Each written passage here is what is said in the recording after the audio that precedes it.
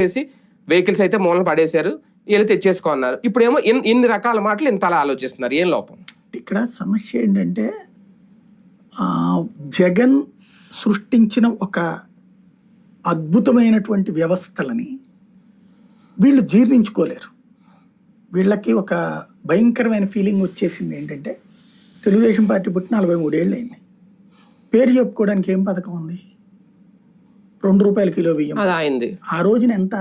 3.5 రూపాయలు బియ్యం ఉన్నప్పుడు 2 రూపాయలకి ఇచ్చాడు ఆయన. ఇవాళ రోజున 40 రూపాయలు 60 రూపాయలు బియ్యం ఉన్నప్పుడు రూపాయికి ఇస్తున్నారు కదా, ఫ్రీ కదా. ఇప్పుడు సెంట్రల్ గవర్నమెంట్ ఫ్రీ కదా.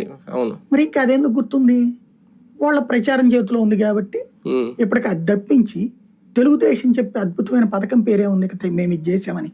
Hitech city not a scheme, is a development process. Vizag ఉంటది, వాళ్ళు అది గొప్పగా చెప్పుకుంటారు. ఇంకేం చెప్పుకుంటారు వీళ్ళు? ఇప్పుడు కాంగ్రెస్ పార్టీగా చెప్పుకోదగ్గది జగన్ క్యాష్ చేసుకున్నాడు. ఏది? ఫీజు రియంబర్స్మెంట్, ఆరోగ్యశ్రీ, 108 ఇవి, రాజీవ్ గురకల్ప, ఇందిరా. అవి పేర్లు మార్చుకుని నడపాల్సి వచ్చింది తప్పించి చంద్రబాబు ప్రభుత్వం ఏమన్నా కొత్తది ఏం తేగలిగింది పోయింది గత 5 ఏళ్లలో. ఇది నెంబర్ 2. నెంబర్ 3 ఏంటంటే జగన్ వచ్చాడు. జగన్ ఏం చేశాడు? వాళ్ళ నాన్న